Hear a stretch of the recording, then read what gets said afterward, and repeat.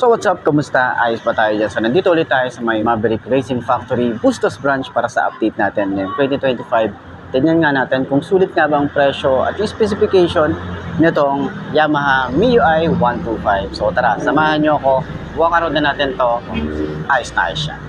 You cannot stop me, I'ma make it to the top spicy. Call a covenant, not cocky. You cannot break me, this world's mine for the taking. Got an itch, man, I'm making. Oh, I'll keep my head down and grind and be patient. I'll take a stab at the top and the sailing. They can all try, but you cannot contain it. Cause I see the things that I want and I take on my goal. Push myself to the brink, no limit. Do what it takes to be free, committed. I'm a little obsessed with things, I'll admit it. But that's what it takes to get a freedom ticket. Got a killer instinct and it's just the beginning. Breaking down walls and the hurt start thinning. And the more you push it, So yun na nga ngayong 2025 update para dito sa Yamaha MIUI 125. So kung naghahanap ka ng mga beginner bike na scooter, lalo na kung mga babae ka or lalaki na mas gusto mo yung 125 muna, di masyadong kalakihan, di ganong kabigatan, pwedeng isang to, pero merong ibubuga ang isang to, kaya medyo careful ka lang pagdating sa power. Meron tong ibubuga pagdating sa power, mabilis to, okay, kahit sabihin mo 125cc lang to, tumatakbo ito ng basta, wag lang tayo maging kamote sa daan. So ang dami ko naman sinasabi, walk around na natin. Ayos yan. So yun na nga, sa kanyang front view, syempre makikita natin dito, naka blue core engine na rin tayo dito.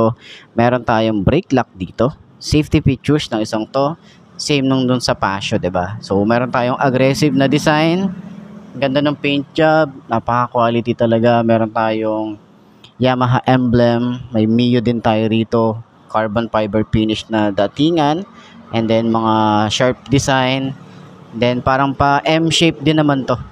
And sa kanyang headlight is sana dito upgrade para kay Yamaha is LED, tapos mas medyo papormahin palalo.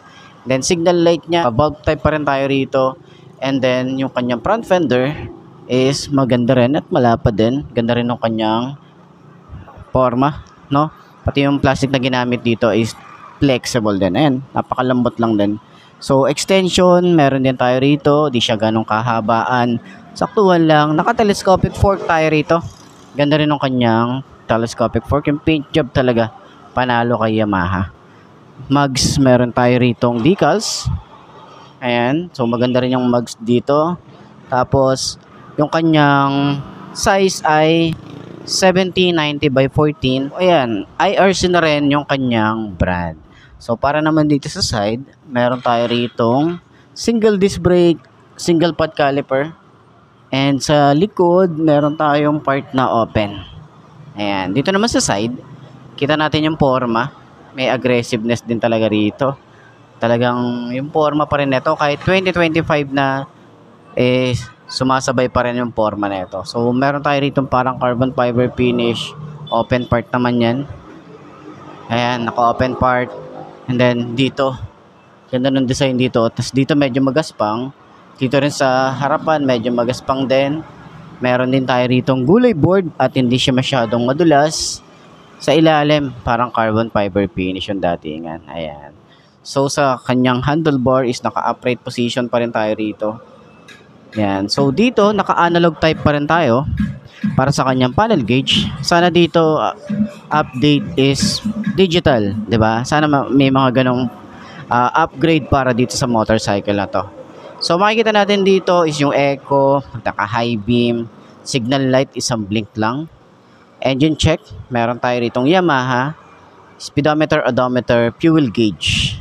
Para sa switches niya, ito ay naka-automatic on na kapag nag-engine start tayo. Kasi meron lang tayo rito electric starter. Lever, maganda rin yung lever nito. Ganda rin ang finish. Yung grip niya makapit. Throttle, sobrang babaw. Front brake, smooth lang. Dito sa side, yan. Same lang din, malapad din. Then, smooth lang din. Grip, makapit talaga. High and low. Signal light. Busina. Wala lang tayo ritong hazard and flasher. Ayan. Ignition, maporma din naman ang isang to. Ito yung susi natin. Okay? So, may shutter lock din tayo rito. At dito na rin binubuksan yung ating seat. Meron tayong utility hook. Side pocket, meron tayong maliit na part dito. Ito malalim. So, sana rin dito, upgrade is maglagay sila ng USB charging port. Okay? So sa upuan, hindi siya ganong kalambot, hindi siya ganong katigas, saktuhan lang, nasa gitna. Tapos makapal yung foam, ganda rin yung kanyang leather eh. Ito yung leather oh. Premium din yung datingan niya. Makapal din yung mga foam dito hanggang sa OBR. And meron tayo ditong utility hook or helmet hook. Tapos meron tayong compartment. Dito na rin yung ating battery. Ayan yung itsura niya. At least dito, no worries na pag sinabak nyo sa baha, hindi kayo matitirikan, di ba? Yan, yun yung mga worries nila eh kapag nandun sa gulay board.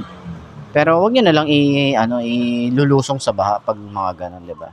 Safe tayo. Kanyang gas tank, maganda rin yung forma, meron din saluhan dito kapag natapon yung ating gas. Yan, ganyan yung itsura niya. So ito goma to. Di ba? Goods yan, di ba? Tapos meron siyang hose doon. Then pag natapon, ayan, may butas dito sa gilid, rekta na yun sa baba. Tapos yung forma ng ating grab bar, pa M-shape din. Ganda rin ng kanyang finish, glossy din. Yan, kulay white naman yan. Tapos dito naman sa part na to is parang carbon fiber finish sa bandang taillight. Ayan. So yung kanyang foot pegs para sa angkas, simple lang din. Meron tayo ritong air-cooled. Okay? So okay lang naman yan kahit ilang ride nyo to, naka-air-cooled. Wala namang tumitirek or nag-overheat pag naka-air-cooled. Ayan. Sa forma ng MIUI, eto, sana dito magkaroon ng emblem din, no? Pero ako emblem kasi mas premium siyang tingnan kapag naka-emblem, 'di ba? So, ayan, meron tayo ritong decals, minimalist lang kahit doon. Minimalist lang din yung itsura. Parang carbon fiber finish naman dito sa side. Yung kanyang tambucho, yung cover niya, parang carbon fiber finish din, tsaka flexible.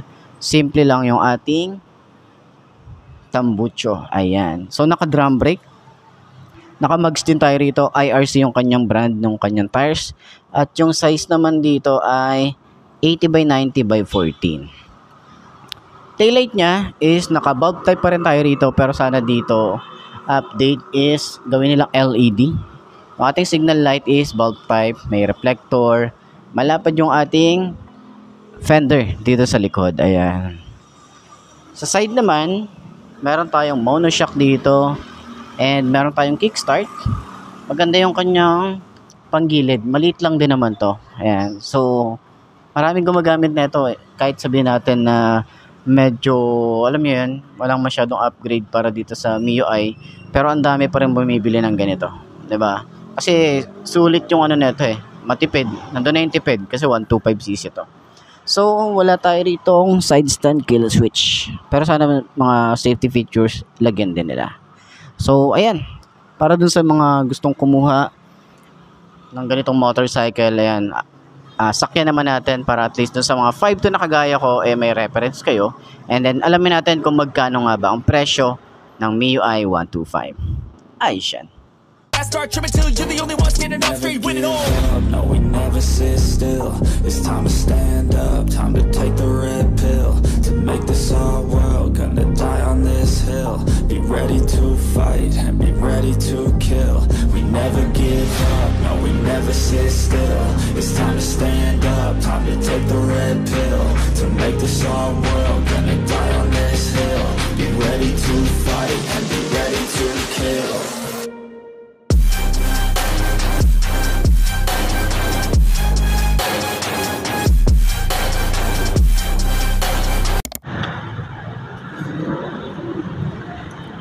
So, yun na nga, ngayong 2025, meron tayong update ulit dito. Sa presyo, tsaka sa specs, tingnan natin. Pero nagustuhan ko dito yung combination ng kulay blue and kulay white. Ayan, parang yung cyan color, di ba? So, ngayon, tingnan natin. Side stand muna natin. Okay, ayan. Magaan din naman yung motor eh. Yun o. So, ganyan ang itsura niya. Kapag naka-side stand, goods naman. So, sakyan na natin. 5'2" ang aking height. Parang mas mababa to compared dun sa Fascio. Ayan. Diba? Mas mababa siya. Tapos, ang mga beginner na first time pa lang magmamotor, gusto nyo ng scooter, pwede to. Pwede nyo tong maging option or recommended ang isang to. Diba? So, ganyan itsura natin dito. Meron tayong malawak din na gulay board. Tapos, napakagaan ng motor. Diba? So, sa lambot, Yung lambot ng kanyang shock sa likod. All goods. Shock sa harap, all goods din. Turning radius, saktuhan lang, pero malawak din naman siya, oh. Ayan. 'Di ba? Gulay board natin dito at pag nakasakay tayo, ayan, ganyan ang itsura natin. Meron pa rin naman tayong space dito. Ayan, ganyan ang itsura. Sa long ride, pwede ang isang to. Sa short ride, tsaka pamalengke, pwede, 'di ba? So, ay, sige, okay lang. So, ayan. Sa OBR, pwede malapad din o malawak din ang isang to. Ayan. So, ayan, para dun sa lahat ng mga gustong kumuha ng ganitong motorcycle, ilalagay ko yung contact number ni Maverick Racing Factory, Bustos Branch, para at least rekta na kayo sa kanila mag-inquire. Pwede nyo rin akong i-message para at least mabigyan ko kayo ng mga information na gusto nyo. So, ayan. Tingin nyo, sulit nga ba ang ganitong motorcycle ngayon 2025? Ayan. So, center stand natin. Yun. Ayos. So, yun nga mga boss, no? Sa lahat ng mga nagtatanong, magkano nga ba ang ganitong motorcycle? Ito ay nagkakahalaga ng 79,400. Pag kinuha nyo ng cash, at syempre, meron niyang available terms. Kapag kinuha nyo naman ng hulugan, pwede kayong, papakita ko na lang din dyan sa screen nyo kung magkano nga ba ang kanilang down payment at yung terms nila.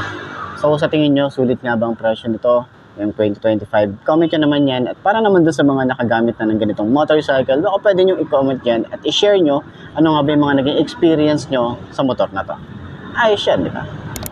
So, yun ang mga boss, no? Ito na ba ang motor na babagi sa'yo? Kung ito na nga, ay markahan mo na at mag-subscribe ka na sa aking YouTube channel. I-click mo na rin yung notification bell para updated ka sa lahat ng videos na upload natin. Dito araw-araw sila laging tatandaan, wala sa brand ng motor. Kaya tatagal yan. Kung di nasa pag-aalaga mo yan, tatagal yan. Ayos na ayos yan. So, kita ka na lang ulit tayo bukas. I'm Mark D. Ciao. Maraming salamat sa inyo. Babush. Haha.